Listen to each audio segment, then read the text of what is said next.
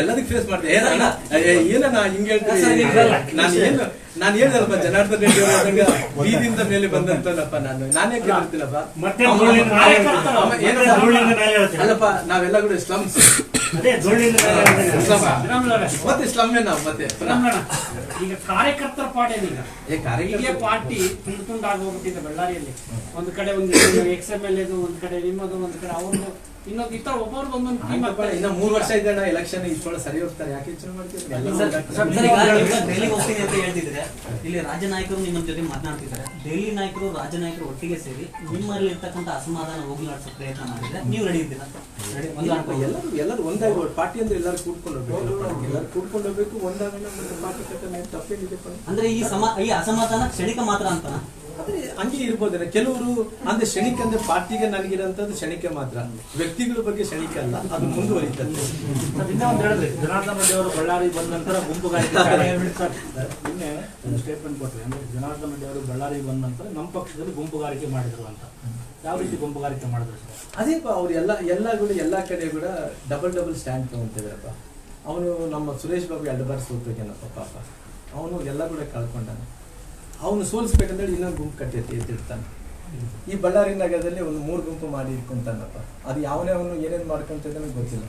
ಆ ಕಡೆ ಕೂಡ್ಲಿದಲ್ಲಿ 2-3 ಗುಂಪು ಮಾಡಿಕೊಂತಾನಪ್ಪ. ಎಲ್ಲ ಕಡೆ ಇದ್ದಿದ್ದ ಕಡೆ ಎಲ್ಲ ಕೂಡ ಗುಂಪು ಮಾಡ್ಕೊಳ್ಬೇಕು ಅಂತ ಪಾರ್ಟಿ ಹೆಂಗೆ ಸಂಘಟನೆ ಮಾಡೋಕ್ಕಾಗುತ್ತಪ್ಪ? ಹಂಗೆ ಮಾಡಕ್ಕೆ ಹೋಗ್ಬಾರ್ದು.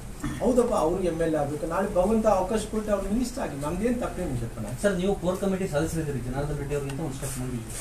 ಈಗ ಪಾರ್ಟಿ ಮುಂದೆ ನಿಮ್ಮ ಕೆಲವು ಬೇಡಿಕೆಗಳಿದ್ದಾವೆ ಅಂತ ಕೇಳ್ಬಿಟ್ರೆ, ಯಾಕಂದ್ರೆ ಈ ರೀತಿಯಾಗಿ ಅಪಮಾನ ಮಾಡಿರ್ತಕ್ಕಂಥ ಹಿನ್ನೆಲೆಯಲ್ಲಿ ಪಾರ್ಟಿ ನೋಡಪ್ಪ, ರಾಮುಲವರು ಒಳ್ಳೇದಂದ್ರೆ ನಾನು ಕನ್ಸಿಡರ್ ಮಾಡ್ತೀನಿ. ಅವ್ನು ಒಳ್ಳೆ ಸಲಹೆ ಕೊಡ್ತಾನೆ, ನನ್ನ ಮಾತು ಕೇಳಿ. ಇಲ್ಲ ರಾಮುಲು ಸ್ವಾರ್ಥ ಇಟ್ಕೊಂಡು ಸಲಹೆ ಕೊಡ್ತಾನೆ ಕೇಳೋದು ವ್ಯಾಲ್ಯೂ. ನಂದು ಯಾವುದು ಡಿಮ್ಯಾಂಡ್ ಇಲ್ಲ. ನಾನು ಪಾರ್ಟಿಗೆ ನಿಷ್ಠಾವಂತ ಕಾರ್ಯ. ಈ ಕೂಲಿಗೆಯಲ್ಲೇ ನೀವು ಮತ್ತೆ ಮುಂದುವರಿ ಅದು ಗೋಡಾಯಿ ಮೈದಾನ ಚಲ್ತಾ ಇರಾಗ